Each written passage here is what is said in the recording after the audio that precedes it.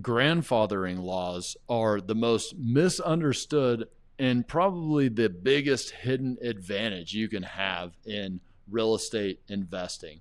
I'm Ross, been flipping houses for 15 years. I pulled permits in 31 municipalities over 6 different states, been a general contractor for over a decade.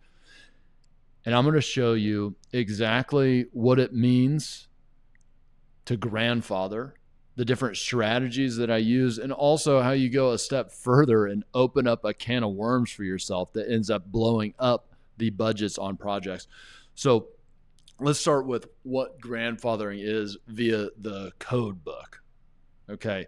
Basically, what it says is that if something was built previously to the code of its time and you're not doing anything to it, it can stay. It's grandfathered in. Okay. But that is different than if you were to, let's say, open up that wall. Once you have opened it up, once you've touched it, now it becomes something that is eligible to be inspected and therefore improved. So that becomes a can of worms. You open up a wall, now you have a situation. I had a house just recently that I specifically, because a big part of the strategy is to avoid the can of worms and decide what's going to be grandfathered in versus not. So I said, do not take that drywall off. Okay. And contractors like, well, it's really crappy. It looks bad. I'm like, I don't care. Skim coat it then. Skim coat the whole house. I don't really care because I know that once you open up the drywall, there's not going to be insulation in the walls. Okay. And I hear a lot of you talking, oh, well, it's probably cutting corners. We're going to get to that. Okay. I knew that the electrical, the plumbing would be outdated. That doesn't mean it's dangerous, just outdated. And I feared that if that happened, that I would have to redo all of that. And sure enough, I get a call from my project manager that says, hey, what kind of insulation are you wanting to put in these walls? And I'm like, no, it happened, right? Actually, was it the insulation call might have come second. It was that I needed a dumpster there for all the drywall. Right. Okay. And that did, in fact, cost me over 50 grand extra because I had to redo everything. So not only that, but like headers in the framing, I had to redo the framing. And, this is the crazy thing is that on a house, certain walls are load bearing, certain ones are not. But the municipality that I'm in doesn't really give a crap. They say you need to put headers over all of them or get an engineer to say what walls are load bearing and which aren't. And obviously it's the easier thing to just go ahead and do it. But that's the kind of can of worms that I'm talking about. This is also why I say don't be changing floor plans unless you really have to, unless it really adds value, because you open up a can of worms. And this is the can of worms I'm talking about. Okay. I'm not talking about cutting corners. Okay. Cutting corners means knowingly doing things that are safety and liability issues and hiding them inside of the walls. That is cutting corners. Okay. Keeping old things that are working is not cutting corners. There is a sickness that I call new builderitis. And that is where people lack the vision. They lack the creativity to be able to say, okay, I see what's there. Let me work with what's there, what's safe and all of that. Let me work with what's there to rebuild this thing around. It is like recycling in remodeling, right? But instead, the only thing that they know to do is got to tear it all out and do it new. That's new builderitis. That is the antithesis of what I'm talking about. They basically want to open every can of worms. What we want to do, what the strategy is to find the minimum amount required of me. I will fail inspection after inspection after inspection. And just so you guys know, not only am I a GC, I also own a mechanical, electrical, plumbing company. And so I'm licensed in all of them. And I'll do 10 inspections. I'll do 10 rough inspections on electrical, let's say, because I'm trying to find the minimum that I have to do to be able to pass. Because doing more than that is over-renovating. So if I pass on the first time, I think, oh, got to do less next time, right? Not because I'm trying to cut corners, because I'm not trying to over-renovate.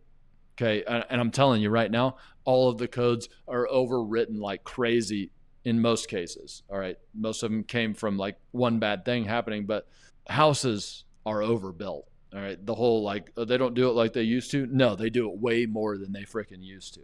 Okay. Now, there are some materials that are maybe cheapened up on, but as far as codes go, they get more and more meaty and robust every year. But here's the thing, is contractors are not incentivized to do this for you. Okay. Obviously I am for myself because I'm the real estate investor. And there is clearly at this point, I hope, you see the huge incentive for you as a real estate investor to understand these grandfathering rules and these permitting rules to avoid these big things. A house that I sold to somebody, this is back in like the wholesale company days. I had a wholesaling company. Sold a house to them because I decided not to buy it for myself because I could see that there were all kinds of potentials for these cans of worms to open. And one of my clients wanted to buy it at the time, my construction business.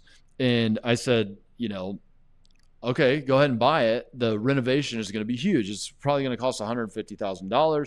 And that's if we're able to avoid these big things. And of course, they didn't want to go with me. They went with another contractor who said, oh, I can do this for like 40 grand, which you could if what was inevitable didn't happen. Sure enough, drove by the house a couple months later and saw that half of the house had been torn down because the city came in and said, oh, hey, you touched this, this, and this. You need to go get some engineer to look at the framing of the back half of this house. I'm sure the engineer came there and said, there's nothing to do but tear this down. So can of worms, you get it. Okay, now in that case, that specific house, there was nothing to do except for understand how the permitting system worked and avoid that house like the plague. It is true in that case, had I known about those things and not did that, that would be a version of cutting corners. That was a safety liability issue. So there are times that you just run from houses. Okay, but you see that contractor gave them a low bid, and then it got expanded from there. Now, what I call this is a dirty contractor trick called the hostage, which we're going to get into in the next video in this series, how you deal with contractors through permits because things like this happen. Okay, so that's the one side of the spectrum. The other side of the spectrum is this new builderitis thing where the only thing they can think is, oh, you got to tear down that house and rebuild it because they can't see how to make things work. The contractor in my story just didn't know, wasn't experienced enough to be able to see those things. Also why I say that you guys need to be the ones that understand how things work. Otherwise, somebody will get you caught in something. So this new builderitis thing, just think about the incentives for the contractor. All right. I told you about how I had to get things inspected like a million times. I want 10 inspections and I want to fail them so I know I hit the baseline. Well, that would be bad for most contractors because they would think, oh, well, my reputation with the inspector is really important to me for my business. And so I would feel embarrassed to go do that. Well, no shame here, but the contractor is going to feel that way. They are not incentivized to do that. And truly, the act of learning how the grandfathering works, how the can of worms works so you can avoid that, what is good and what is bad, how to creatively work around those things. It takes a lot of mental bandwidth. Okay, and I know a contractor doesn't want to do that. They want to go slap some LVP and paint in on a brand new build. The bandwidth it takes to figure those things out is a heavy load. And that's why I feel like you need to learn these things. I need to be the one that uses that bandwidth to strategize Otherwise, I'm going to be in the situation just like that house I was telling you about, where they end up tearing down half of it, or I end up in a situation where all my bids are too high and it doesn't make sense. I couldn't buy the house and I couldn't do the renovation. That is why learning these things is so important. That is why I created a free, for now, school community. It's in the description below. Okay. But you also need to understand how to manage contractors through permitting. Otherwise, you get caught in situations like that. And that's exactly what the next video in this series is all about. I'll see you soon.